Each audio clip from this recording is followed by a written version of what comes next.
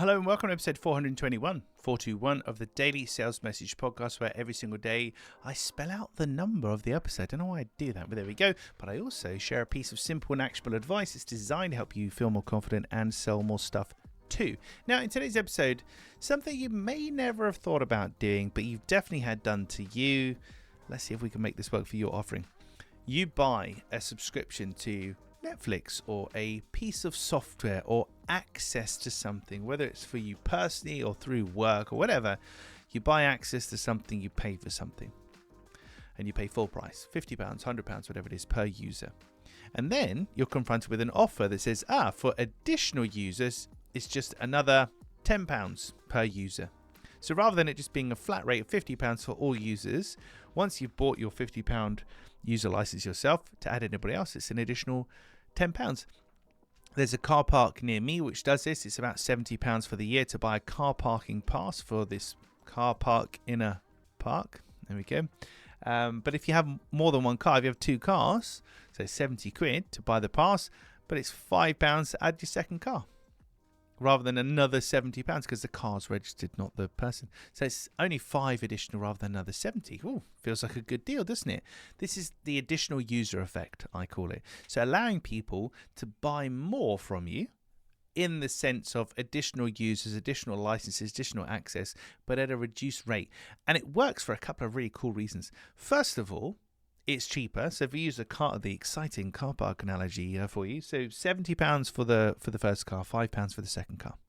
So first of all, I think, wow, second car's only £5. That's awesome.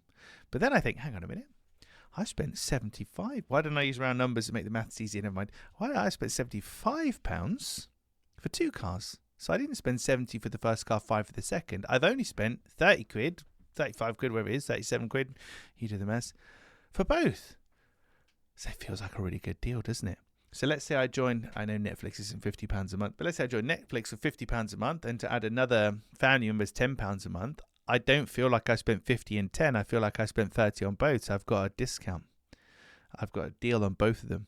So it's really interesting how that works, how we kind of do this mental arithmetic on our head. But as a seller, it allows you to sell more to your buyer, but not in a sleazy, salesy way. They're going to want it because it's appealing and attractive for them, and they get a really good deal. And to be honest, you're not going to do it otherwise. You're very unlikely to, because if that car park was £70 for the first car, £70 for the second car, well, guess what? That one car would be our car park parking car, and I wouldn't take the other one. It's simple as that. So you're not really likely to sell at the higher price of regular price anyway. So it makes sense to do a lower. So that's the additional user effect. Having a lower price for additional users, additional family members, licenses, access, whatever, is a nice, neat way to sell more to your buyer, give them more of what they need, and also they feel like they've got a really, really good deal too. It's kind of a win-win in that way.